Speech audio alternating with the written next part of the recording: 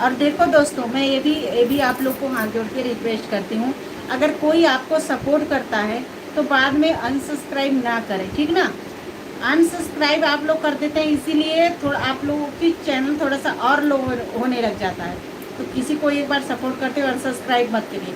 Unsubscribe करने से आप ही की चैनल को मतलब डिपेंड पड़ता है, आप ही की चैनल नुकसान होती है।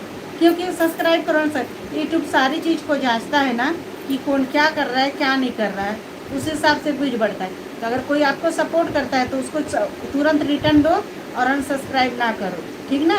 मैं आप लोग की भलाई के लिए करी, क्योंकि अनसब्सक्राइब करने वाले की अक्सर पीछे रह जाते हैं, इसीलिए। क्योंकि चैनल को नुकसान होता है अनसब्सक्राइब करते करते, कितना फिर फॉलो करो फिर अनफॉलो करो, तो ये तो होगा ही ना। इसलिए मत करना किसी को भी।